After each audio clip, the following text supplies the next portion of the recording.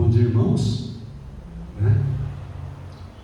E nossa primeira oração aqui hoje, no início do ensaio, foi dessa liberdade, dessa paz que nós temos aqui no nosso país, de sairmos da nossa casa e chegar até a igreja, separar esse tempo para Deus.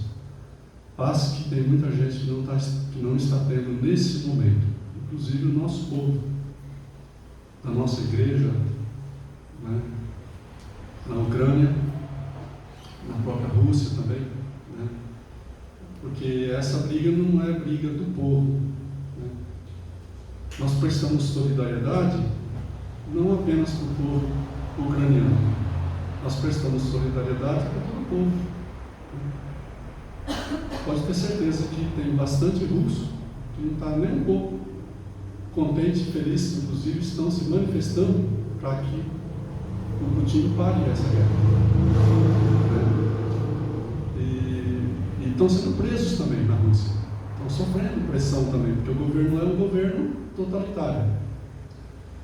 E uma cena me chocou especialmente. Eu li ontem à noite um artigo de uma igreja alemã falando de uma comunidade, das igrejas cristãs na Ucrânia, do trabalho missionário, da porta missionária que esse país representa para o leste europeu todo, né? E aquilo me entristeceu bastante. E uma cena especialmente quebrou meu coração foi aquela cena que não precisaria ter acontecido, mas ela faz parte da maldade que está nas pessoas. Aquele tanque que passou por cima daquele carro, todos vocês viram. Não precisava. Aquele senhor, aquele homem, eu acho que ele sobreviveu, eu não tenho certeza, mas ele sobreviveu e ele vai ser um ícone da história, nós vamos saber dele ainda. Ele estava no lugar errado, ele saiu e encontrou-se com um tanque numa avenida. Nesse tanque, não sei por que miséria que foi acontecer desse rapaz resolver passar por cima de um carro que não tem nada a ver com a guerra. Aquele moço daquele carro, pode ter certeza que não tem nada a ver com a guerra. Não. Mas ele foi simplesmente amassado por aquele tanque em cima. Uma desproporcionalidade de força e uma vergonha para o poder, uma vergonha para a guerra, o comandante da guerra, que é o Partido Comunista da Rússia, é o partido que governa a Rússia. Então isso para a gente é muito chato, ver tudo isso daí, ver o povo sofrendo em ambos os países. E nós ficamos aqui desesperados porque a gente não sabe o que fazer, a não ser orar, orar, orar e pedir paz, pedir que Deus interfira na história. Por isso muitos já creram e nós cremos também que a vinda de Jesus ela é próxima.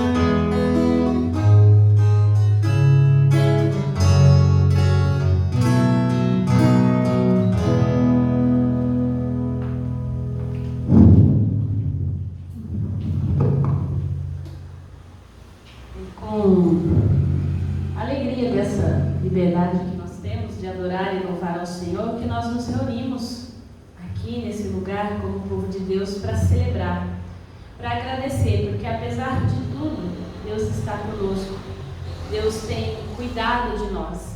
O fato de estarmos aqui prestando culto é lembrar que o culto é uma movimentação da manifestação do poder e da glória de Deus sobre as nossas vidas e sobre a história. na história humana.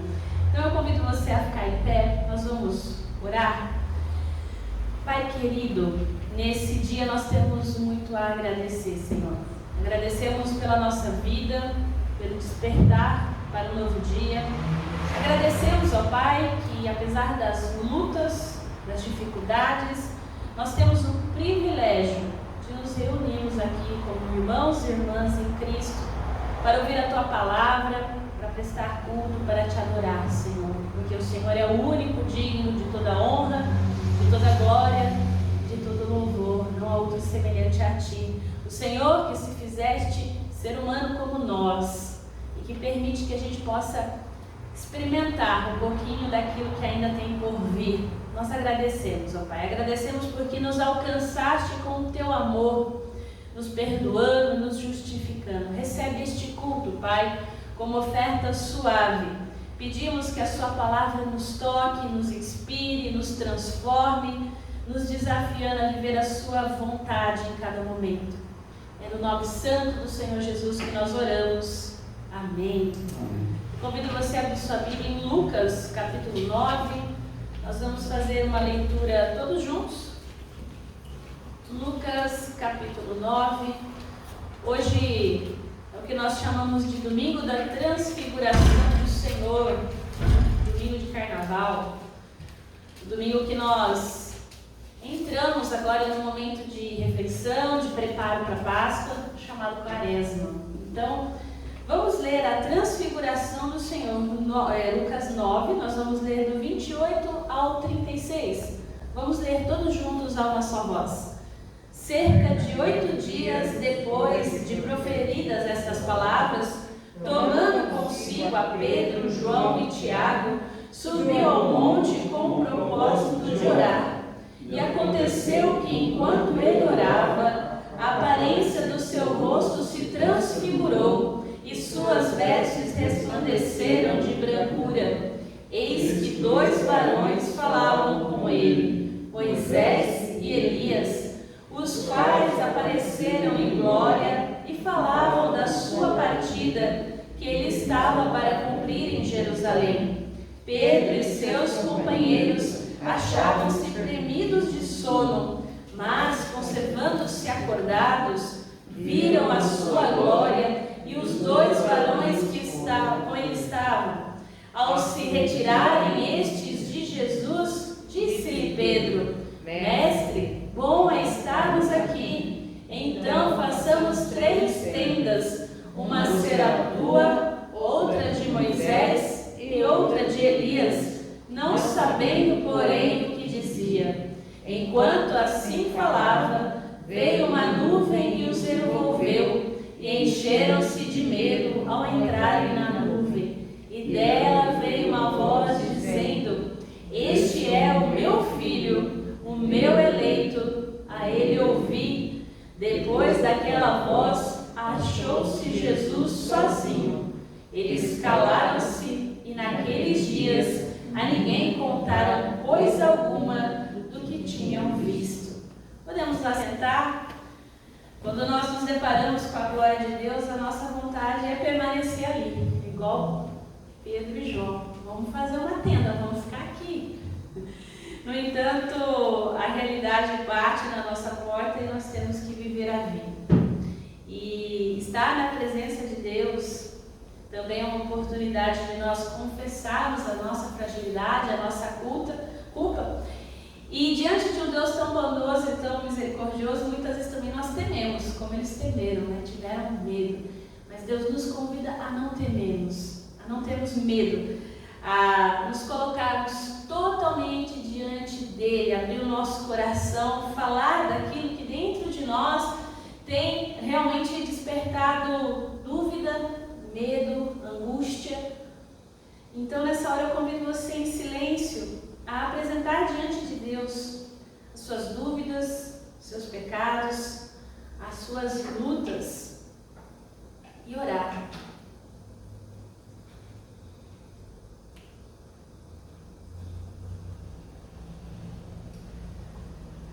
Pai amado, soberano Deus, glorioso e misericordioso, como é bom estar na sua presença, Senhor.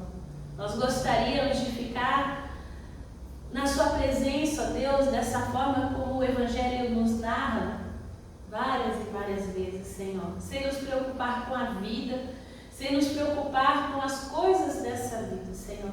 Mas nós sabemos que esse estar dessa forma na sua presença é apenas por um momento.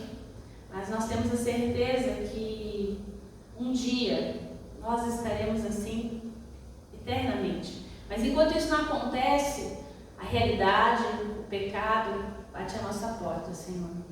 E nós confessamos diante de Ti, Senhor, que somos pecadores. Confessamos diante de Ti, Senhor, que nós queremos muitas vezes apenas aquilo que nos faz bem. Confessamos, ó Deus, a nossa necessidade da Tua graça e do Teu perdão. Confessamos a nossa culpa perante Ti, porque pecamos, Pai, quando nós pensamos coisas erradas sobre o nosso próximo. Pecamos quando diante de outros semelhantes, Senhor Deus, nós nos achamos melhores. Nós mentimos, nós enganamos, nós levantamos falso testemunho. Pai, perdoa-nos.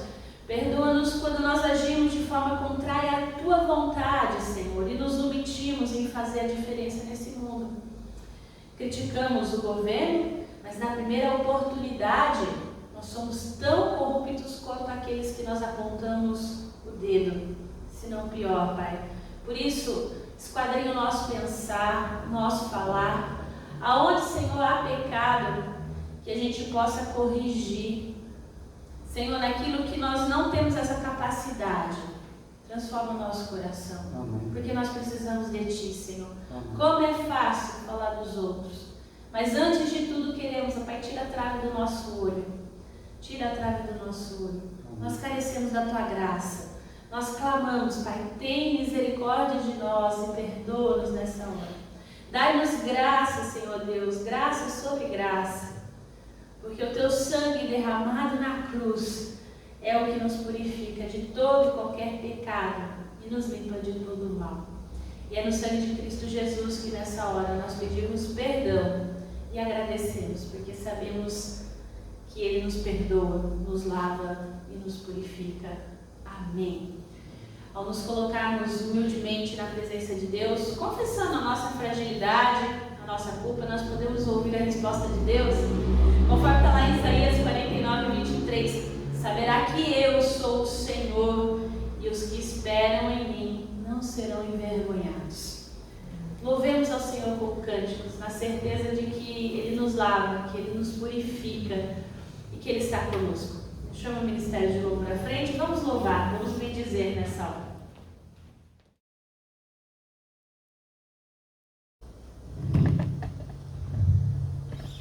Momento especial de louvor.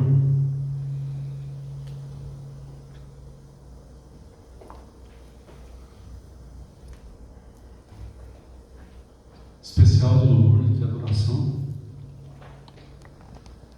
Momento da gente também colocar o nosso coração diante de Deus, a nossa alegria, que às vezes é mais raro hoje, vendo tanta coisa errada, nossa tristeza também.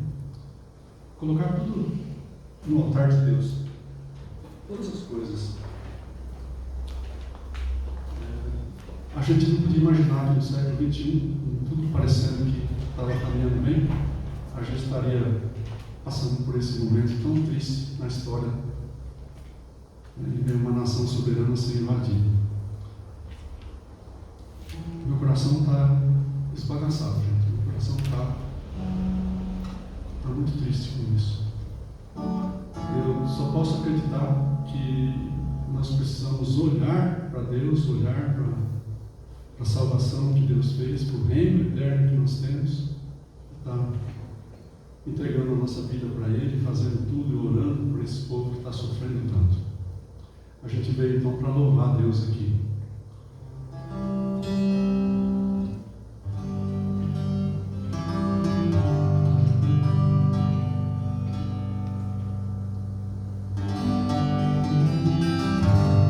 Logo de manhã, quando... Bem, por favor, canta você.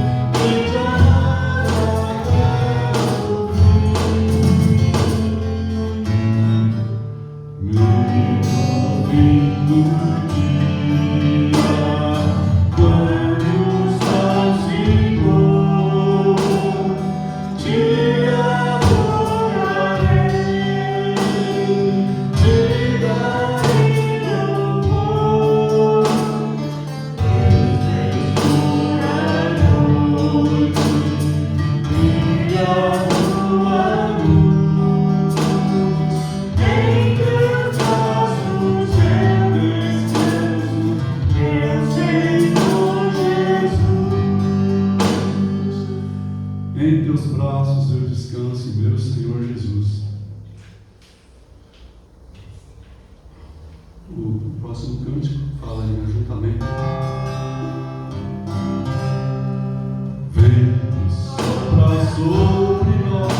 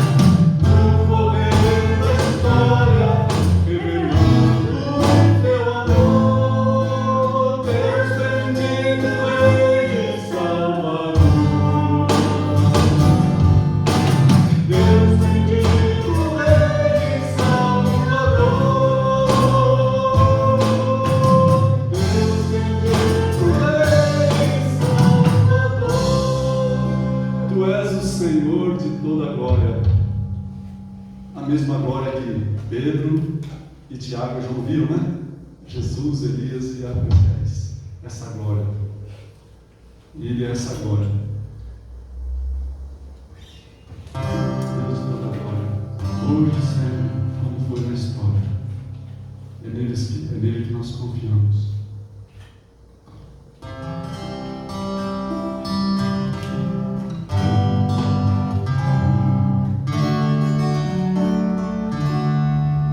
Derrama paz, vem derrama bênção sobre esse povo que se chama povo teu. Dá-nos teu amor, dá-nos tua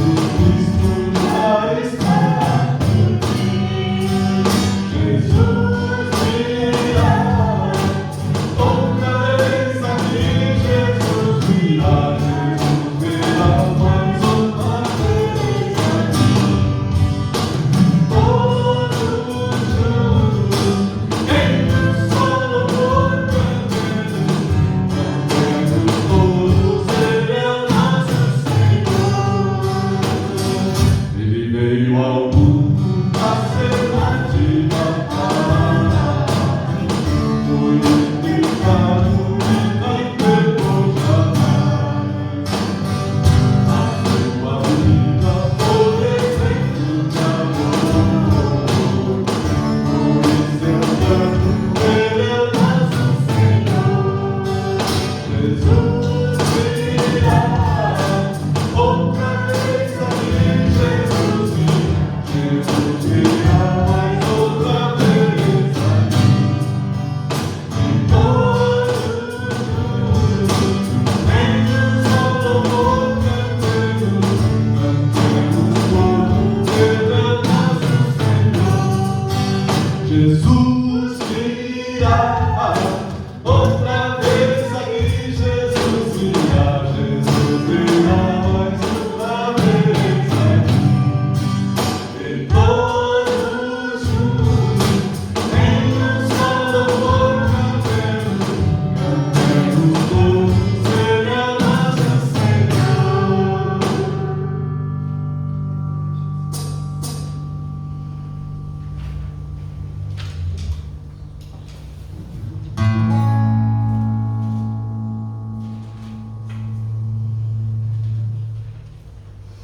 É muito bom nós nos sentirmos amados. Eu me sinto muito amado. Tenho pessoas que me amam e demonstram esse amor por mim. É gostoso, muito bom isso, mas é muito melhor ser amado também por Deus. Deus nos amou com um amor eterno e nos salvou. Nós pertencemos ao reino dele. E ele tem um amor. Eu quero ler aqui para você.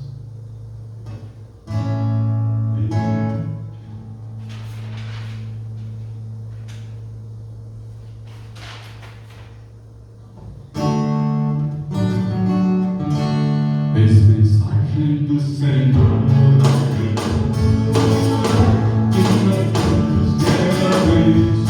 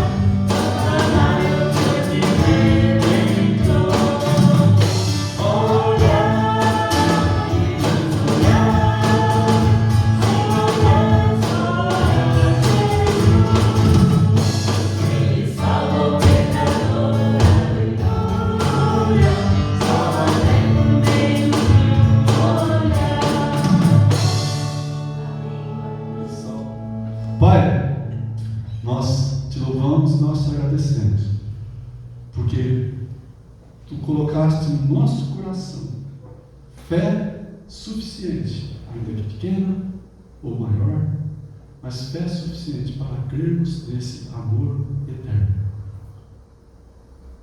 selado com o Espírito Santo de Deus, aqui bem dentro do meu coração, bem dentro do coração de cada irmão, testificando com o nosso Espírito: ei, você é meu filho amado, amo você, amo você.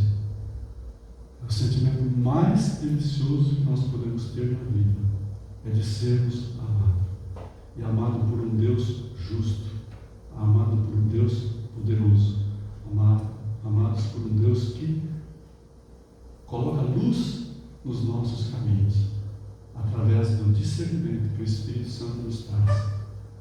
Lâmpada para os meus pés é a tua palavra, e assim andamos na luz do Senhor, no farol que ilumina de noite a escuridão. Para ti, Senhor, não tem dia, não tem noite, é tudo igual, e nós te louvamos por isso. Amamos também a ti, Senhor, queremos amar com esse amor que nos deste. Muito obrigado por tudo. Edifica na vida de cada um a tua igreja, edifica na vida de cada um uma verdadeira testemunha, Pai, do que Cristo, do sacrifício que Cristo fez lá na cruz por todos nós. É no nome santo de Jesus Cristo, esse que é digno de toda a honra, de toda a glória. Ele falou que gosta de ser amado. A gente que gostaria de amar um pouquinho mais a Juraci, orar por você, que fez ontem aniversário. Eu quero dar um abraço. Que Deus abençoe. Essa é uma lembrancinha nossa. Espero que você goste. Todo mundo ficar em pé, vamos levantar a mão aqui em direção a Juraci e agradecer pela vida dele. Senhor Jesus, nós te rendemos graças, Senhor, pela vida do nosso querido irmão Juraci, Senhor. Obrigada porque o Senhor o ama e o mostrou a nós também como amá-lo, Senhor. Por isso nós pedimos que realmente ele se sinta muito querido, que ele se sinta, Deus, acolhido, abraçado por Ti, por essa comunidade, Senhor. E nós te rendemos graças, Senhor, pelo servo fiel que ele é Teu, Senhor. Porque olhamos na face dele e vemos o Senhor. Nós te agradecemos pelo privilégio, Pai, de estarmos aqui juntos, trabalhando com Ele no Teu reino, louvando a Ti com Ele, bendizendo ao Senhor, tendo a amizade dEle. Nós te agradecemos, Pai, pelo privilégio de servirmos ao lado dEle. Continua abençoando, Senhor Deus, a sua vida financeira, a sua vida pessoal, Ele como pai, como esposo, como filho, como irmão, todas as áreas, ó Deus, da vida dele, o Senhor continue sustentando, suprindo toda e qualquer necessidade. Nós te rendemos graças no nome santo do Senhor Jesus. Amém. Amém. Eu queria que você abrisse sua Bíblia em Apocalipse 21. Apocalipse 21. Os 5 primeiros versículos. Vi novo céu e nova terra, pois o primeiro céu e a primeira terra passaram e o mar já não existe. Vi também a cidade santa, Nova Jerusalém, que descia do céu da parte de Deus, ataviada como noiva, adornada para seu esposo. Então ouvi grande voz vinda do trono dizendo: eis o tabernáculo de Deus com os homens.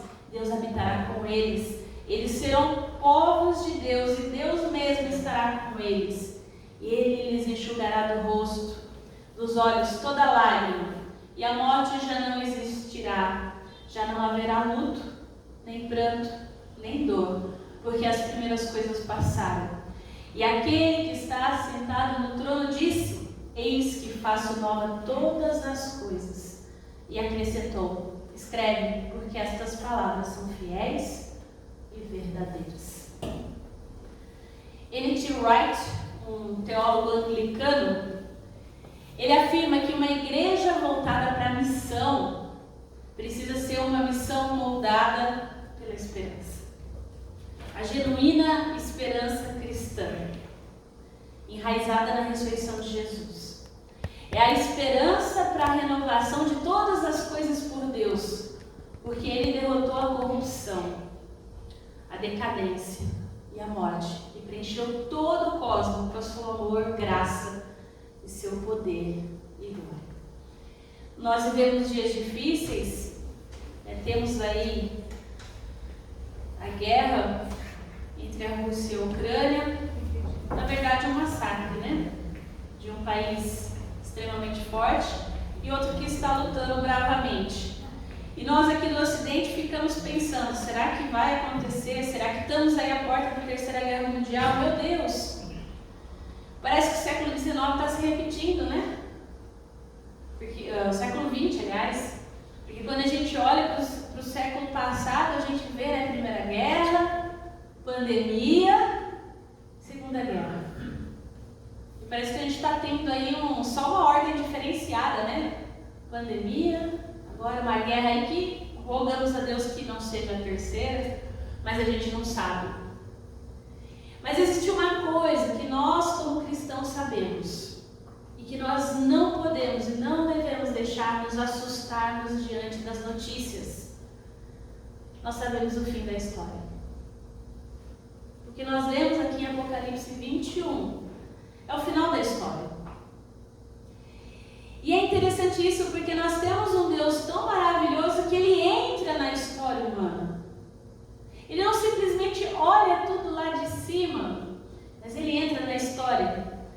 E como nós lemos na transfiguração de Jesus, Jesus humano aqui como nós, de repente também, né? O céu de certa forma vem até Jesus naquele momento, Moisés, Elias ali, o símbolo claro da lei e dos profetas agora se encontra com a graça, que é o próprio Jesus. E é nessa certeza de que nós temos sim esperança e que nós sabemos o final da história, nós precisamos viver a nossa fé dentro da história. E diante de relatos e de notícias tristes, a nossa posição e nesse momento, a nossa missão é orar. Orar para que haja paz, sim. Orar para que a guerra termine. Estamos orando já faz 2 anos para que a pandemia termine. Mas a gente vê também que nós precisamos trabalhar, né? E nós temos visto o mover de Deus, por exemplo, dentro da pandemia, preparando, dando aos cientistas, por exemplo, inteligência, porque às vezes a gente pensa que existe uma fé e ciência não conversam, muito pelo contrário. A gente vê como é Deus maravilhoso nos capacitando, nos dando inteligência para combater esse vírus que a gente não vê. E agora a gente se depara com notícias de guerra e uma igreja que mostra o que tem que fazer, né? A gente com certeza também vimos aquela imagem de vários irmãos ucranianos no meio da praça, ajoelhados orando. Quando a gente não sabe o que fazer, a gente ora. Quando a gente não tem solução para os problemas imediatos, porque às vezes a gente não enxerga. Quem está de fora, às vezes ele tão claramente, né? Olha, acontecer isso, aquilo, tal, e a gente gostaria de ajudar as pessoas, mas eventualmente não tem como, a gente ora. E orar as pessoas é uma forma também de amá-las.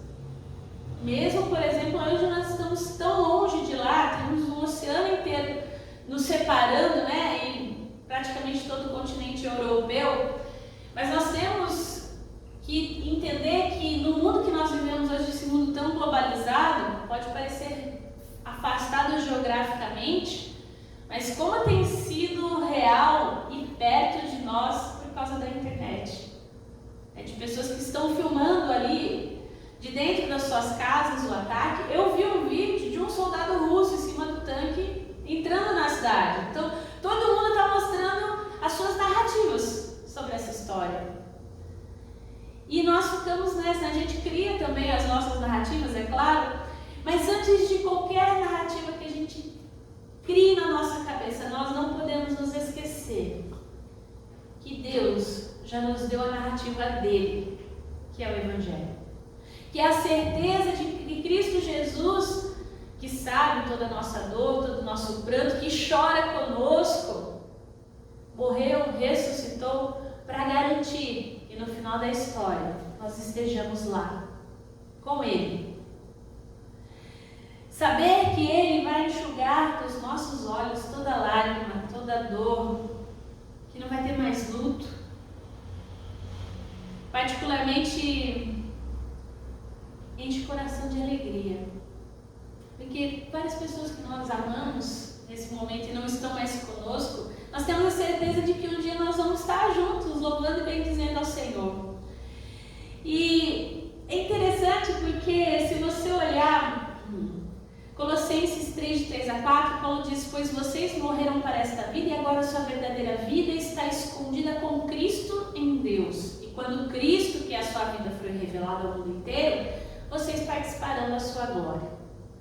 Essa é a nossa expectativa, essa é a nossa esperança. Porque a história da salvação cria em nós uma nova identidade. Nós somos filhos e filhas de Deus. E através disso nos leva também a novas práticas. A história de Jesus se torna a nossa história. Portanto, por mais difícil que nesse momento possa estar a nossa história, seja ela pessoal, seja ela como comunidade de fé, seja ela como país, seja ela como mundo, Cristo está conosco. Apesar, porque você pode questionar, mas se Deus está conosco, se Cristo está conosco, por que a gente vê tanta desgraça? Por que a guerra está acontecendo? Porque nós não podemos esquecer de um detalhe. Deus é soberano, a história está nas suas mãos, sim. Mas Ele nos deu a capacidade de administrar o que nós temos. E a nossa capacidade está corrompida pelo pecado. Deus poderia acabar com tudo isso assim? Poderia. Mas Ele escolheu nos amar, enviar o seu Filho. E a história está acontecendo, e tem coisa que a gente não tem como explicar. Mas a gente sabe que por trás de toda desgraça, de toda separação, atrás de toda dificuldade, de toda lágrima, existe o pecado. Nós não podemos esquecer disso. Existe o egoísmo, o individualismo, a ganância, o desejo de grandeza. Todas as coisas que não são de Cristo. Porque se a gente lembrar lá em Filipenses 2, a Bíblia vai dizer que Jesus se esvaziou-se, deixou a sua glória, se tornou ser humano como nós, e Ele nos convida a quê? A nos tornarmos inferior ao outro. Mas nós temos uma dificuldade enorme enquanto isso. Mas enquanto nós temos essa dificuldade, o que a gente pode pensar e olhar, olhando para esse texto aqui, vamos olhar para nós então como comunidade de fé. Nós temos as nossas raízes no futuro. Nós sabemos o que vai acontecer. Mas isso não nos impede de viver o presente. Os nossos ramos estão aqui. O futuro é brilhante, ele é certo, ele é inabalável. Nos dá esperança. Por causa do que Cristo fez. Mas aí, quando a gente olha para a realidade, a gente se assusta. E a gente chora. E era o que acontecia com as comunidades que receberam Apocalipse. Né? A Apocalipse, lembre-se que é o nome do... aqui acabou ficando-se, né, Apocalipse, mas Apocalipse não deixa de ser um gênero literário, né, onde você sabe sobre o futuro e a gente vê aqui anjos. Né? Então tudo isso é uma forma de comunicar às pessoas o que vai acontecer. E o apóstolo João, quando escreve, ele faz isso. Se você... nós vamos ainda, não esse ano, mas em breve, no próximo ano, se tudo der certo, a gente vai estudar Apocalipse de uma forma bem interessante. Porque quando a gente fala Apocalipse, todo mundo quer estudar, né? Porque todo mundo quer ver o fim dos tempos. Mas na hora que os fins do tempo parece que está acontecendo, todo mundo fica apavorado. É um negócio meio contraditório, né? Mas o fato é que Cristo inaugurou o seu reino quando veio. E no final de tudo ele vai consumar esse reino. Enquanto isso acontece, a realidade bate na porta. E era o que acontecia com as comunidades da Ásia Menor. Éfeso, Esmirna, Pérgamo, Tiatira, Sardes, Filadélfia e Laodiceia. Se você lembrar lá, Apocalipse 2 e 3, vai ter uma carta lá para cada uma dessas igrejas. João, ele está aqui abastecendo essas comunidades de esperança. Por quê? Porque elas estavam debaixo de uma perseguição tremenda por causa do imperador Justiniano. Lá pelo ano 90, 96 depois de Cristo, Jerusalém já tinha sido destruída.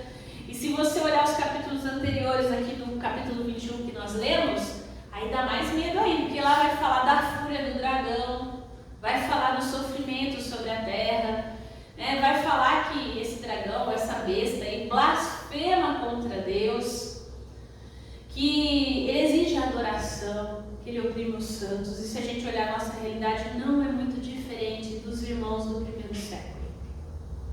A luta é feroz e ela precisa acontecer. Se você olhar Apocalipse 13, vai falar de uma batalha. E depois de tudo isso, né, depois de que, você olha no 19, Cristo vence essa besta, vence o falso profeta. Aí vai falar aqui que vem o juízo de Deus sobre a terra e depois do juízo temos o texto que nós lemos. E nesse texto que nós lemos eu gostaria de apontar aqui 5 elementos bem rapidinho para a gente pensar um pouquinho e para a gente alimentar a nossa esperança diante das dificuldades que nós temos. Ele fala de novos céus e novas terras. O sonho de um novo céu e de uma nova terra faz parte da mentalidade hebraica, do povo que estava ali vivendo. E nós encontramos os profetas do Antigo Testamento que escreveram, né, e alertaram ao povo sempre esse desejo de uma nova terra. Primeiro lá, o povo indo no deserto atrás de uma nova terra. Você pode ver em Isaías, e a Isaías 65:17, pois vejam, criarei novos céus e nova terra, e as coisas passadas não serão lembradas, jamais virão à mente. Então, essa ideia da terra, de ter algo ali que vai ser restaurado e renovado, é interessante porque nós cantamos, e muitos dos hinos que nós cantamos falam que a gente vai morar com Deus no céu. Como se o céu fosse um negócio etéreo, assim. Mas a Bíblia diz que Ele vai fazer esse novo céu. E essa é a nossa esperança.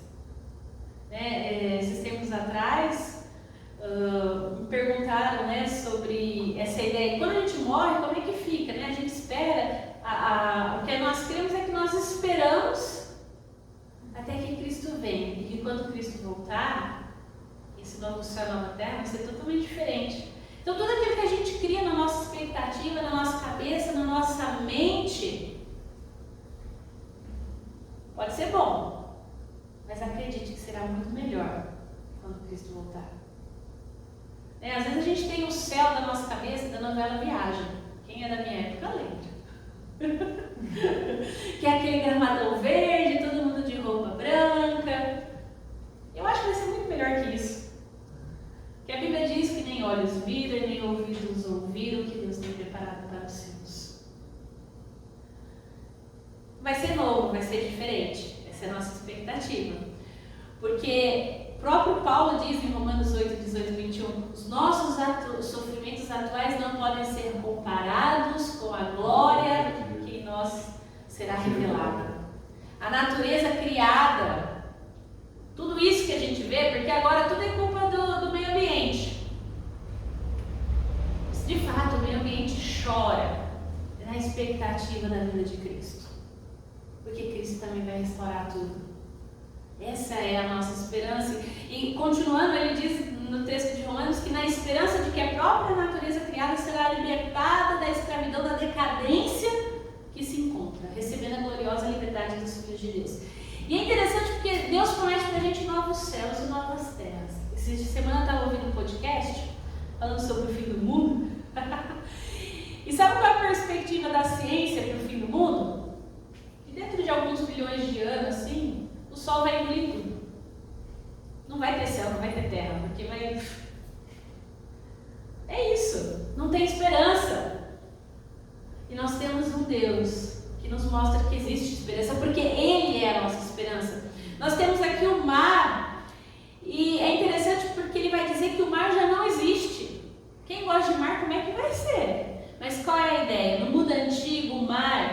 mar significava tudo aquilo que trazia medo, porque o mar era desconhecido. E até hoje a gente não controla o mar. A gente pode fazer as análises, a gente pode... Mas quantas notícias nós temos de tempestades temporais de pessoas que nunca mais foram vistas, porque ninguém controla o mar. Então essa ideia de que o mar não existe mais é a ideia de tudo aquilo que é hostil, que é perigoso, de tudo aquilo que destrói, que torna caos, não vai mais existir. É essa a ideia. Ele fala da Nova Jerusalém, aqui a gente encontra um outro sonho dos judeus, né? Lembrando que aqui já se passaram anos 70, Jerusalém tinha sido destruída. Então, imagina hoje, que hoje nós temos, depois dessa destruição, se a gente olhar a história, a gente vai ver que depois os otomanos invadem, conquistam Jerusalém na época das cruzadas. E eles foram lá e construíram uma mesquita em cima do templo. Tá lá, olha que legal. Imagina um judeu, né? Eu não tive oportunidade ainda de conhecer Israel. Quem sabe um dia, né? Não é possível que crer. Acontece tanta coisa. Mas eu estava vendo um pessoal que filma, né? Então é interessante. Você vê ali o Muro das Lamentações, que era o muro do antigo templo, e em cima está uma mesquita. E lá dentro da mesquita não pode filmar. Mas esse dia eu estava vendo um documentário de uma pessoa que entrou com o celular meio escondidinho, assim. É a coisa mais linda. Só que não pode, né? Então, mas enfim, né? Umas coisas que a gente está vendo, né? na TV por aí. Mas o fato é que essa ideia de uma nova Jerusalém é a ideia de que todas as nações virão lá para adorar e bendizer o Senhor, o único que é digno de glória e de louvor. Nós temos aqui um testemunho claro, cheio de esperança de um povo que espera ainda restaurar a sua glória. E se a gente parar para pensar, você pode falar, mas Gisele, você está falando então, tudo aqui são coisas meio materiais, né? Mas é a forma de nós, seres humanos, visualizarmos a nossa esperança. A gente costuma e a gente precisa de sinais, de materialização. Quando nós celebramos a ceia do Senhor, por exemplo, nós trazemos, é um símbolo, o pão e o vinho, que traz a memória o que Cristo fez por nós. Deus é tão maravilhoso que sabe dessa nossa necessidade e constrói, né, através dos sinais, razões para que a gente possa manter a esperança. E ele vai dizer, né, se a gente olhar depois, que, né, essa cidade então é adornada como uma noiva também, né, aquela ideia da noiva, porque a gente pensa no casamento, eu gosto de casamento. Tem gente que não gosta, mas o fato é que a noiva é a principal estrela do casamento, né? O noivo pode até estar bonito, mas todo mundo quer ver a noiva. A marcha principal é para a noiva, que vem adornada, né? Geralmente o cabelo arrumado. Então essa ideia aqui da noiva também é essa ideia de que, olha, Deus vai desfazer todo o caos que existe na minha vida, na sua vida, na humanidade. E vai adornar, vai preparar, vai perfumar. Então, essa é a expressão da fé. E por último, ele vai falar aqui da comunhão com Deus, com o tabernáculo que desce, né? A grande voz vinda do trono diz que Deus construirá o seu tabernáculo no meio da humanidade. E essa ideia do tabernáculo, da tenda, não vai ser só por um momento, como foi com Jesus na transfiguração. Vai ser para todo sempre. Estar ali próximo, na presença de Deus. E com um detalhe, não vai ser mais com esse corpo que a gente tem, que acorda de madrugada, precisa tomar Dorflex, ou então acorda e já toma Dorflex com leite, porque está doendo tudo, né? A gente vai fazendo aniversário, né, Juraci? As dores vão aumentando, né? Mesmo que você tenha uma atividade assim, você faça exercício físico. Mas o fato de estar na comunhão com Deus é saber também que nós teremos um novo corpo transformado, restaurado, conforme a igualdade de Cristo Jesus. Então, nós temos uma esperança dentro da história. Os novos céus, a nova terra, essa ideia do mar que já não existe, a nova Jerusalém, a noiva adornada, a comunhão com Deus. Todos esses elementos eram importantes importantes para a comunidade do Apocalipse. E hoje, nesse mundo que nós vivemos, no meio de esperança, aliás, no meio de experiências tão isentas de esperança, que faz a gente ficar cansado. Porque quando a gente olha para tudo isso, além do sentimento de tristeza, vem um cansaço. Porque você pensa, nossa, de novo. Parece que as coisas estão se repetindo. Mas o fato é que, diante de tanto vai e vem da história humana, nós não podemos nos esquecer que Deus nos chamou para estar em comunhão com Ele. E que um dia não vai ter mais lágrima, não vai ter mais dor, não vai ter mais pranto. E essa certeza que Ele nos dá, é que permite que a gente possa viver dentro dessa história, dentro da história humana, e ter força para viver mais um dia. É saber que Ele diz que bem-aventurados que choram, porque serão consolados. Que a morte foi tragada na vitória de Cristo na cruz, na sua ressurreição sobre a morte. E é saber que quando a gente olha para tudo isso, para essa esperança que promete renovação, que a gente não está sozinho. Então não se esqueça, sempre que as coisas estiverem difíceis, lê Apocalipse 21. Pode parecer uma utopia, e de uma certa forma o é, mas a nossa utopia não é vazia. Ela tem um Deus que trabalha na história, que move a história, e que a gente pode experimentar o seu agir. E que a gente possa, dentro dessa história, lembrar da história da salvação. E que vale a pena confiar em Deus.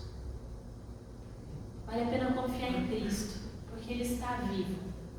E como nós cantamos, Ele virá mais uma vez aqui. E é essa esperança que não decepciona, que nos faz caminhar dia a dia, no meio de tanta dúvida, no meio de tanta dor, no meio de tanta dificuldade. A fé baseada em Cristo traz esperança, porque ela faz diferença no mundo. Porque ela traz o novo de Cristo todo dia. Você possa crer assim, de uma forma esperançosa. Pode parecer meio estranho, mas é confiar em um Deus que faz milagre, que muda o rumo da história. E a gente pode olhar a história e pensar, nossa, não tem mais jeito. Terça-feira, eu ouvi um podcast falando que a guerra, não ia acontecer guerra, imagina. O pessoal fazendo uma análise, que era história, que não sei o que tem. 2 dias depois...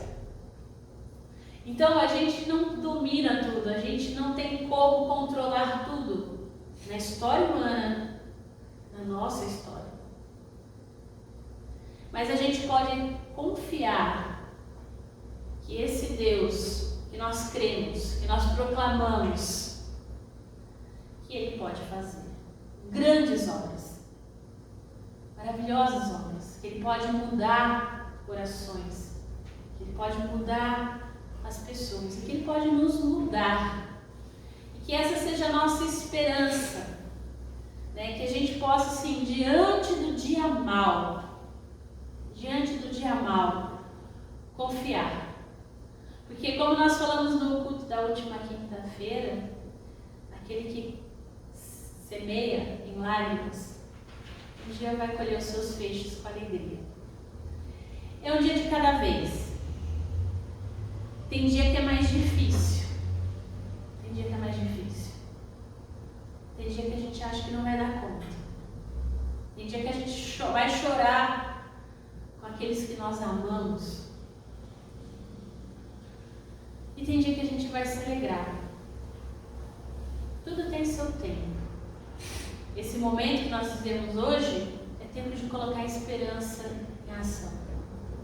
De orar por aquele povo que sofre a guerra, de orar por nós, que Deus nos ajude a manter viva a a chama da esperança.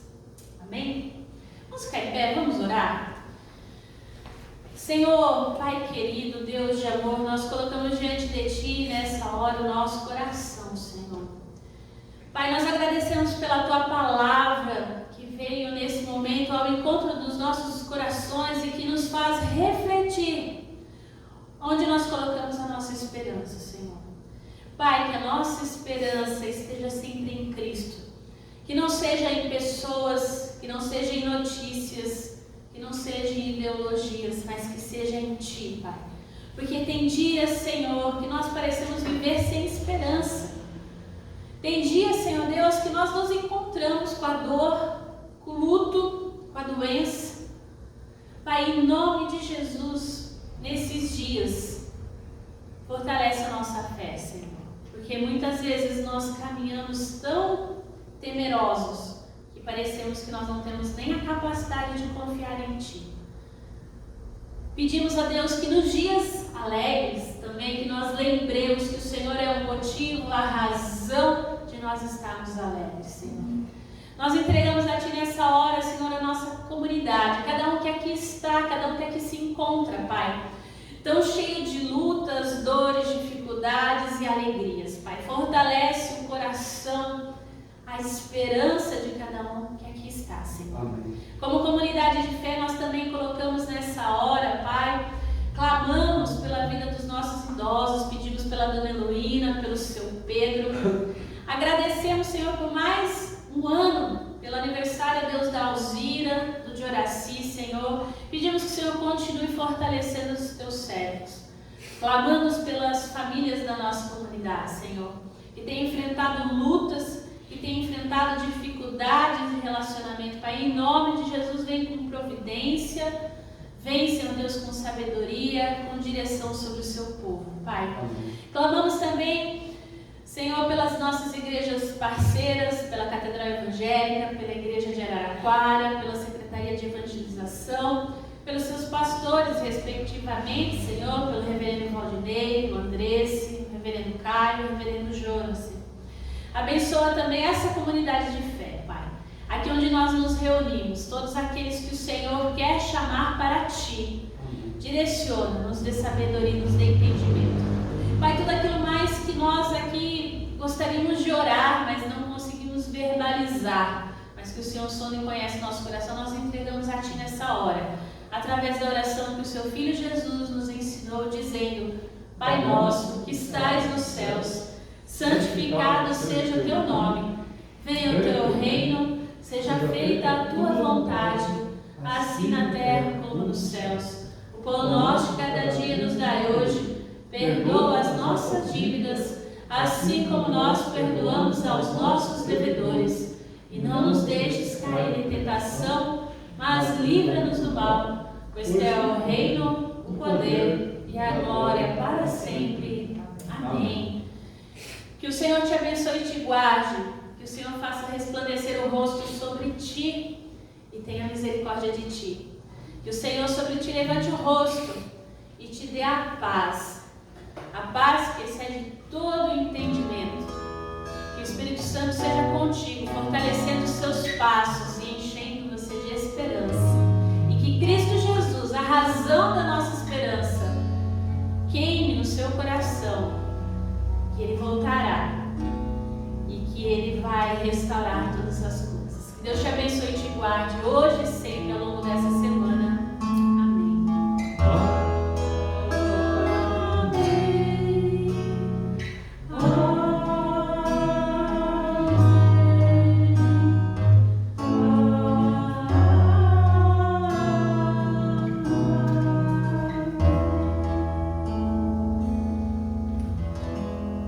Lembrar os irmãos e as irmãs que domingo que vem nós iniciamos a nossa escola bíblica dominical presencialmente, depois de 2 anos, às 9 horas da manhã. Domingo que vem, primeiro domingo de março, já é dia 6 de março, domingo que vem. E nós iniciamos então.